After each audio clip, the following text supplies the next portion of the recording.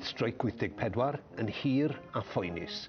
Arweiniodd at wrthdaro a rhaniadau wrth i lowyr frwydro i wrthwynebu cynlluniau i gau pyllau. O'n i byth yn meddwl bydde wedi para blwyddyn. So credu oedd neb yn meddwl ni. Oedd dim streic wedi bod yn y fath yna. Oedd problem, achos oedd e ddim wedi cael ei galw fel national strike. Oedd problemau reit ar y dechrau. The quicker that other industries are affected, the quicker that this government's policy will change and our people will be able to win the right to work.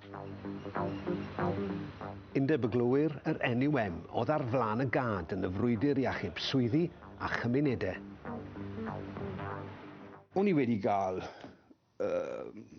meeting tu ôl mynd yn yr welfare yn Rhydaman. A oedd pobl yn siarad, wel, beth ni'n mynd i wneud, a popeth fel yna.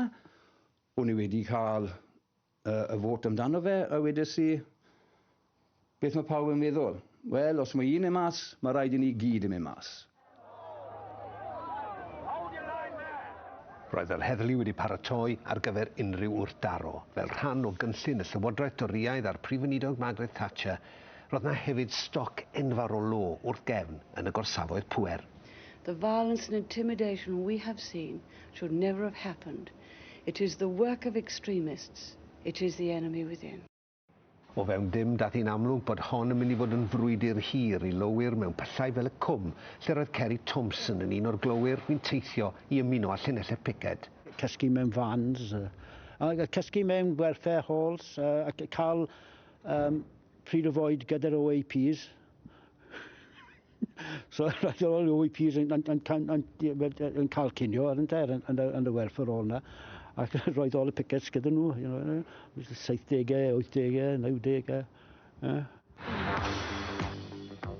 Pan drodd yr wythnosau yn fisioedd, roedd angen help ar deuluoedd y glowyr. Trefnwyd pecynnau bwyd a chasglu arian mewn trefi a dinasoedd. Yr ymateb gyson ni oedd absolutely brilliant. Brilliant.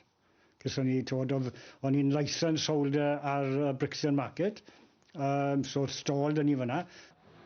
Ond yr ymdrech, dath y frwydr i ben bron i flwyddyn union ers dechrau'r streic.